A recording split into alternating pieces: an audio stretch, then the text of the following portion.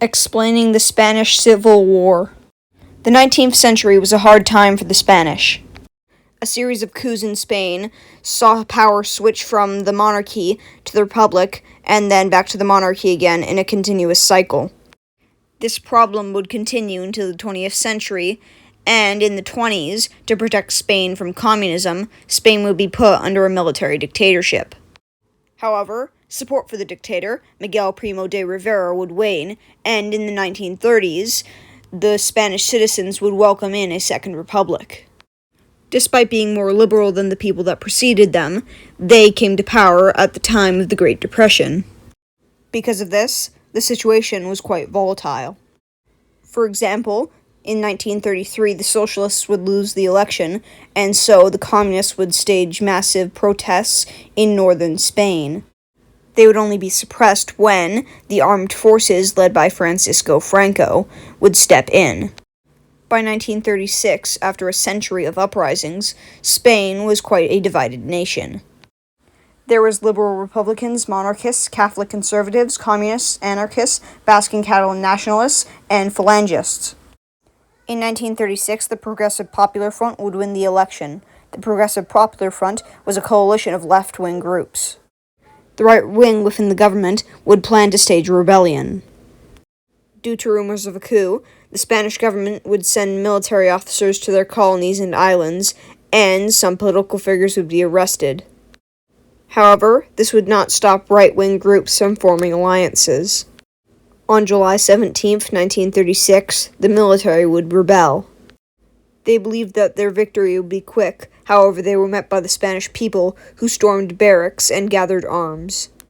Also, not long after the rebellion had begun, the two leaders of the rebellion would die, leaving Francisco Franco in charge.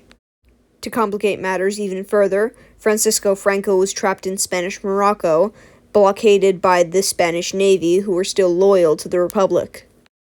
However, with the help of German and Italian planes, they were able to airlift Francisco's army over the Strait of Gibraltar.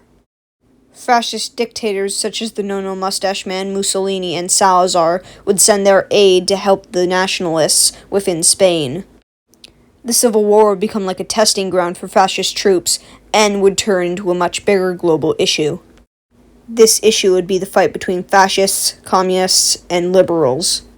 However, British and American businessmen favored Franco, and the French feared their own military would become angered. Because of this, they would sign a pact of non-interference. The liberals weren't without support, however, as the Soviets and the Mexicans were sending them weapons, albeit these weapons were inferior to the things that the fascists were sending to the nationalists. By the end of the initial rebellion, the nationalists had seized Spanish Morocco and large parts of mainland Spain. However, the Republicans and their anarchist and communist allies were able to hold on to the Basque regions, Madrid, and the eastern coast. Chaos subsided around the city as militias would be organized. However, the nationalists would begin a march on Madrid, and the fall of the city seemed imminent, so the Republican government would flee to Valencia.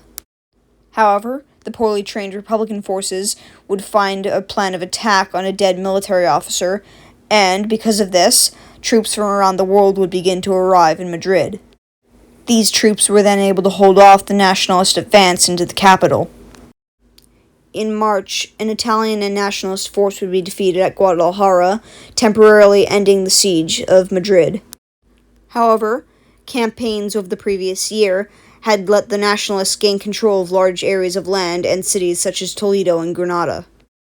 Franco would then set his sights on the Basque region in the north. German bombers would bomb Guernica, and this would be made famous by a painting by famous Spanish painter Pablo Picasso. The Republicans would be unable to hold off Franco's onslaught, and both Santander and Bilbao would be taken in the summer of 1937.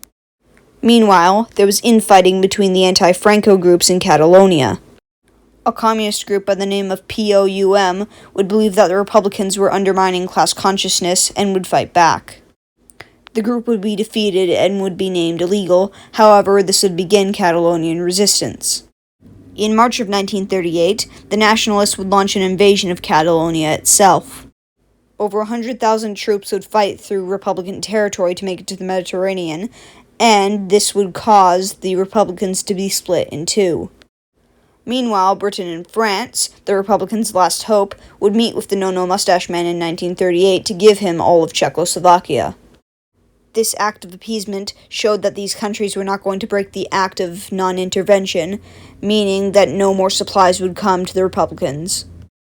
The international brigades were being withdrawn from Spain, and the nationalists were being given supplies by the No-No Germans. Franco's troops would take Barcelona in 1939, and they would take the capital of Madrid in March. In conclusion, the Spanish Civil War was a military revolt against the Republican government of Spain, which lasted from 1936 to 1939.